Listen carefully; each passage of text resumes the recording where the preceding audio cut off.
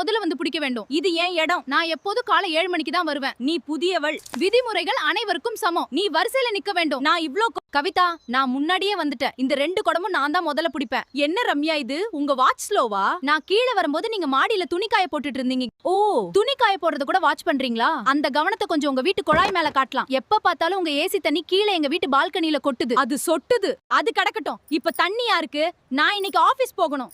உங்கள மாதிரி வீட்ல சும்மா உட்கார்ந்து சீரியல் பாக்குற ஆள் இல்ல. அத ஏன் என்கிட்ட சொல்ற? உன் பிரச்சனை அது. என்ன கார்த்திக், உங்க வீட்டாளுங்க ரொம்ப ஓவரா பேசுறாங்க. காலையிலேயே என் வைஃப் கிட்ட மல்லு கட்டுறது தான் உங்க வேலையா? என்ன கார்த்திக், உங்க வீட்டாளுங்க ரொம்ப ஓவரா பேசுறாங்க. காலையிலே என் ஒய்ஃப் கிட்ட மல்லு கட்டுறது தான் உங்க வேலையா? மிஸ்டர் ரகு, வார்த்தையை அளந்து பேசுங்க. என் ஒய்ஃப் நியாயமா தான் பேசுங்க.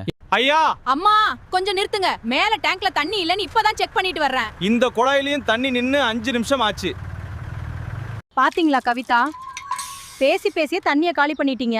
நீங்க மட்டும் என்ன, உங்க குடத்தை குறுக்க வச்சதாலதான் எனக்கு ஒரு சொட்டு கூட கிடைக்கல. கவிதா, சாரிங்க, காலையில டென்ஷன்ல பேசிட்டேன். இன்னைக்கு நைட் எங்க வீட்ல வடை பாயசத்தோட சாப்பாடு. நீங்களும் கார்த்திக்கும் கண்டிப்பா வந்துடுங்க. குழந்தைங்க இல்லாத வீட்ல நாம தான் ஒருத்தர். குழாயடி சண்டைய விட கூகுள் பேயும் வாட்ஸ்அப் நட்பும் தான் இந்த காலத்து ஸ்மார்ட் தீர்வு. அதிகாலை காபி மணம், மனதிற்கு இனிய தொடக்கம். காஃபி வித் ஜிவி உங்களுக்காக. அதிகாலை பில்டர் காபி மணம், உங்கள் நாளை இனிதே தொடங்குங்கள். காஃபி வித் ஜிவில் சந்திப்போம்.